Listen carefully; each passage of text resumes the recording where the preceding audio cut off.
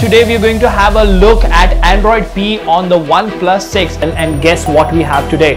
We are talking about Developer Preview 3 for the OnePlus 6, but come DP3, well, a lot of things have changed. So much so that I'm using it as my daily driver for more than a week and I'm pleasantly surprised by all the inclusions.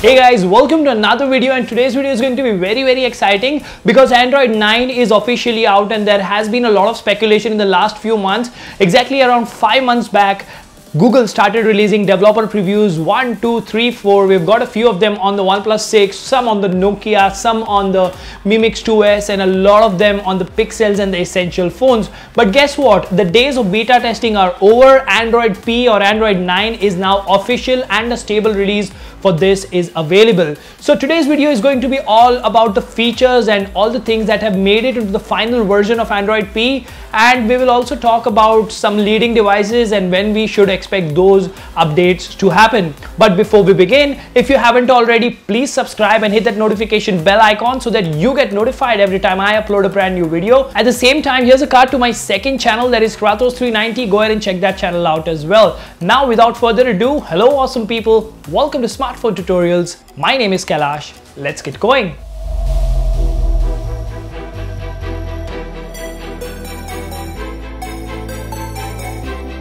Alright, so let's begin with the availability. Let's talk about the first few devices who are lucky. Of course, there's the Pixel clan. So we have the Pixel and Pixel XL and the Pixel 2 and Pixel 2 XL. Of course, we have Andy Rubin's company with the awesome Essential phone getting the updates as soon as, almost as instantly as the Pixel devices are. Now, talking about upcoming phones, well, all the latest flagships from Samsung, LG, Xiaomi and all the other major like Huawei manufacturers and stuff should have Android P sooner or later, but the devices which should get at the earliest, yes, of course, one of them is Enchilada, that is the code name for OnePlus 6, and sooner or later it should be coming to other OnePlus 5 and 5T as well. People with the OnePlus 3 and 3T don't feel left out because recently OnePlus announced that you all will be getting that update as well. But that's not what we are here for. We are going to talk about Android P and its new features, so let's dive right in. Now first up, let's talk about customization or basically user interface. Now when you look at Android P, you would notice that the corners are more rounded, the status bar, all the user interface elements are rounded. The design language that follows in the final version of Android P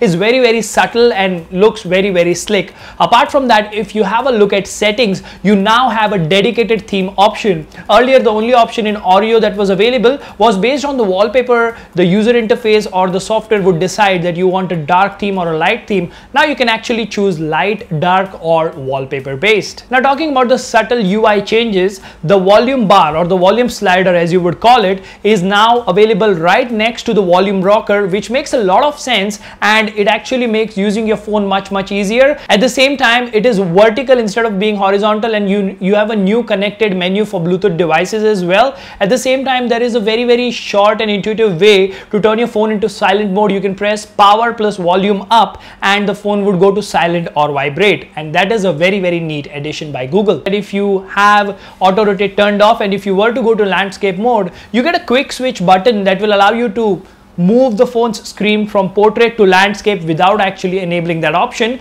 and that is very smart and intuitive at the same time, and it's good to see that that feature makes it to the final version of Android P. As we all know, it is 2018, most of the phones and device manufacturers are moving towards artificial intelligence and Google doesn't want to be left behind. That is the reason they have two new changes, that is AI based auto brightness and AI based battery. Now the way it works is when you talk about AI based auto brightness is earlier what used to happen is you used to have an ambient light sensor, and based on the surrounding light it used to decide how much brightness do you want. Well, that still happens, but what is added into the mix on the software side is if you are at 20% in a given lighting condition and you want the phone to be more brighter and you manually change it, well guess what, the phone will remember that, and based on your usage in several lighting conditions it will learn those things and accordingly it will set the brightness over a period of time.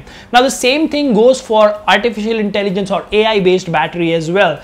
Now the battery will decide, or the battery will follow and read and learn what apps you use the most and which are the apps that are installed but you don't use them the most, and they might be consuming battery. Over a period of time, there will be a section in the battery menu which will then have a list of apps which you don't use that often, and those apps will be hibernated by default. So that means in addition to doze mode, well, you have much better battery life, and thanks to artificial intelligence, things should be looking great going forward. Now, that's not where artificial intelligence or AI is over. There is something called as app actions. Now, app actions is a feature which will remember what you want to do with your phone at a particular given time on a particular day or a location based on the conditions which are met. For example, if you leave for work every day at 9 a.m., the phone will suggest you to use maps, and at the same time, it also might suggest you to use a Spotify playlist, which you usually do while traveling to work, and that is smart indeed. Now again, coming to my previous review of DP3, I did mention that there is a gesture-based home button or gesture-based nav bar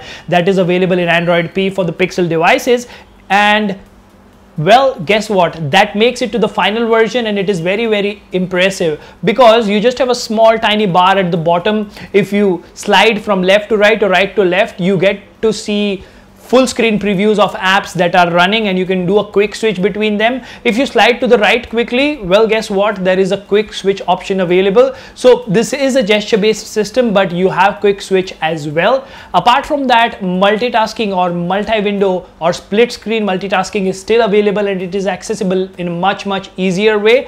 And the best part is you have smart text selections from the recents menu itself. So yes, there is a gesture based nav bar that you have to manually opt in. That means you have to enable it. It is not enabled by default. So the soft keys which were there in 8.1 Oreo on Pixel devices, well, they are here to stay, but the future is there. You can always enable the gesture based pill. Now a little bit more on the UI changes over here. Well, we have a redesigned quick setting style. The icons are different. At the same time, the status bar is a little modified as well. You would notice that the time or the clock has been moved to the left, and the reason that is happening is because this is a software, or this is a version of Android that embraces the notch, and in the race to shrink the bezels as much as possible, yes, notch is by default supported by Android P now, and that is a good thing to see because custom ROMs, we are all about custom ROMs, and that should be a very good news for people looking forward to use custom ROMs on their phones. Next up, let's talk about screenshot. Now this is something that has become very common these days, and screenshot options is now much more easy to access. Well, of course, you can press the volume and power button to access screenshot. Not only that, if you press the power menu, that is if you long press it, screenshot option is available there, and in Android P or Android Pie, you have a built-in editor which will allow you to make some changes to your screenshot as well. Now with Android Pie, we also have smarter notifications. Now if you remember, a couple of Android versions back, we started getting an option called quick reply. That means when you pull the notification bar, if you have a text message or something like that, you can just reply it from there and you don't have to open that app. Now Google is taking that one step further. What that means is if you reply to someone and then you get a reply again, well, guess what? It shows you the entire conversation. You don't actually have to go ahead and open the app, and you can chat right from the notifications panel, that is smart notifications, without opening the app, and that is smart indeed. Now there are a couple of more features like slices and digital wellness which are still not implemented completely, but they are upcoming features and they are very promises. For example, if we talk about slices, now this is a feature wherein you don't have to actually open an app, but you will still get the information.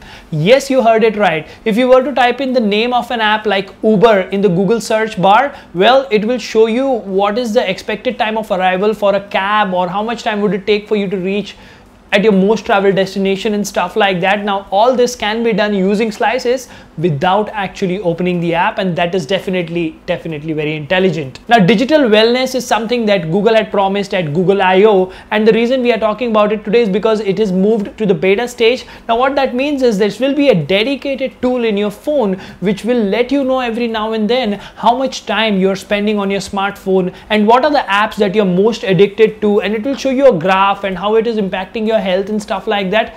Well, maybe not completely health related, but then again, yes, it will make you aware how much time you're spending on your phone, and based on that you can decide if that is good or not. And it is really good to see tech companies like Google take this particular step wherein you can take care of your health while not getting too carried away of this digital age and stuff like that. Now, with that said, we have concluded all the features and all the information that we have about the latest build of Android, that is Android P, Android Pie, or Android 9, whatever you want to say. Now, I'm really excited, and I'm waiting for OnePlus to release the Open Beta 1, which will be based on the stable Android P. Now, as soon as that happens, you know that the first video will be available on Smartphone Tutorials. So yes, stay tuned, because I am looking forward to that update.